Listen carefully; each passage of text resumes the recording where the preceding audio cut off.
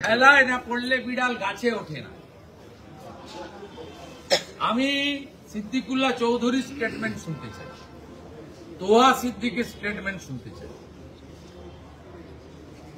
যারা মমতা ব্যানার্জিকে বলেন যে মুসলিমদের প্রোটেক্টর, আমরা বলি মুসলিমদের মমতা ব্যানার্জি তেজপাতা হিসেবে ব্যবহার করেন।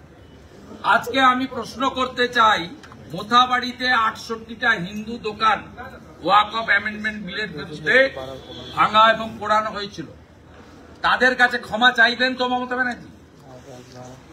হরগোবিন্দ দাস, চন্দন দাস খুন হয়েছিল ওয়াকফ অ্যামেন্ডমেন্ট বিলের বিরুদ্ধে, মমতা ব্যানার্জি উস্কে ছিল, সেই জন্য তার ক্ষতিপূরণ আপনি দিতে পারবেন, ফিরিয়ে দিতে পারবেন? শামশেরগঞ্জ ভুলিয়ানের হিন্দুরা দেশি নৌকো করে স্বাধীন ভারতবর্ষে প্রথম লোক হিন্দু পলায়ন দেখেছিল, বৈষ্ণবনগরের স্কুলে গিয়ে উঠেছিল। এত খেসারত দিতে হলো কেন? আর আপনি ওয়াকফ অ্যামেন্ডমেন্ট বিল, তার আইন মেনে নিয়েছেন, মানতে তো বাধ্য। বাবা সাহেব আম্বেদকরের সংবিধান শেষ কথা বলে, তাই লেখা আছে for the people, by the people, of the people, not for the Mamata, by the Mamata, of the Mamata. নেই, সংবিধান শেষ কথা বলে।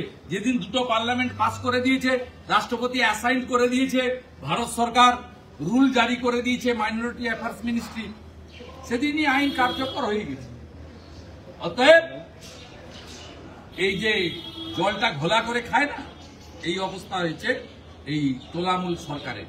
আমি শুধু মুসলিমদের বলবো যে আপনারা যারা মিছিল মিটিং করলেন এইখানে রামলীলা ময়দানে, সিদ্দিকুল্লাহ চৌধুরী বলেছিল প্রথমে জেলায় জেলায় ঘিরবো, 2000 করে লোক বসাবো 50টা জায়গায়, আর কলকাতাকে নাকি তিনি 15 মিনিটে হিলিয়ে দেবেন, স্তব্ধ করে দেবেন। ওই একই আর কি, এখন মমতা ব্যানার্জি হিলিয়ে দেবে বলছে, তিনি স্তব্ধ করে দেবেন, একই আর কি, ওই সমার্থক সঙ্গে সিনোনিমাস।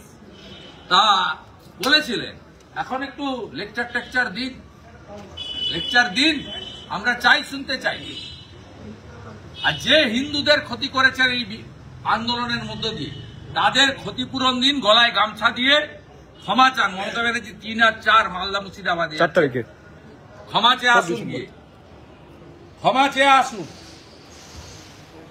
আর মুসলমানরা যদি সত্যিকারে ওয়াকফ অ্যামেন্ডমেন্ট বিল গ্রহণ না করে থাকেন, তাহলে মমতা ব্যানার্জিকে বয়কট করে দেখান যে আপনারা ওয়াকফ অ্যামেন্ডমেন্ট বিলের বিরোধী। আর যদি মমতা ব্যানার্জির এই চালু করা মেনে নেন, তাহলে বুঝতে হবে যে আপনাদের আন্দোলন ছিল ওয়াকফ অ্যামেন্ডমেন্ট বিলের বিরুদ্ধে নয়, সাধারণ গরিব নিরীহ হিন্দুদের বিরুদ্ধে।